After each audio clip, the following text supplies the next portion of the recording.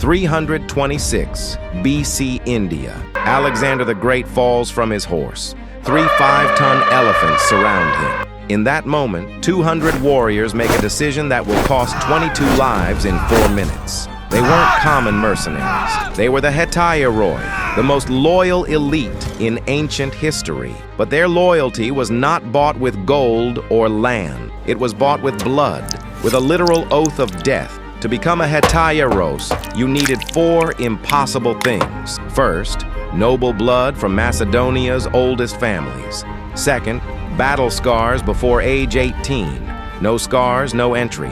Third, another Hetairos had to sponsor you. If nobody proposed you, you didn't exist. And fourth, the oath. You had to be willing to die for Alexander.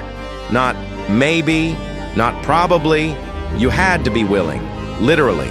Some candidates rejected this honor when they understood the truth. The oath wasn't symbolic. It was a contract with death, and the consequences were brutal. If you died protecting Alexander, your family received pensions. Your tomb was built with marble. Your name was engraved in stone forever. But if you survived while Alexander died, you became a social ghost. Nobody spoke to you. Your family lost everything. You were worse than a corpse. 326 BC, Battle of Hetairos. Alexander crosses the river during a nocturnal storm. At dawn, he attacks. But he underestimates a deadly threat, King Porus's war elephants. Macedonian horses had never seen 5-ton beasts. They panicked absolutely. The formation broke in seconds. Then the unthinkable happens. Bucephalus, Alexander's legendary horse, takes a spear to the flank. Alexander falls among mud and blood. 3 elephants advance to crush him. 200 Hetairoi look at each other. They know what the oath means. They charge directly at 5-ton elephants, only with swords and lances. They couldn't kill the beasts, so they did the impossible. They stabbed lances into the elephants' eyes. They cut tendons in the legs. They screamed to confuse the beasts. They formed human waves. One falls, the next advances.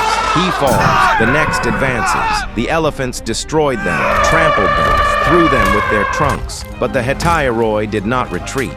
22 warriors fell exhausted in those minutes, but they diverted the elephants long enough. Alexander escaped. He mounted a fresh horse 30 meters away. The math was simple. 22 lives for 30 meters for 4 minutes for 1 king. The oath was fulfilled. Those 22 names were engraved in marble. Their families lived with eternal honor. Does this level of loyalty exist in the modern world? Leave your answer in the comments. And if this story hit you hard, subscribe.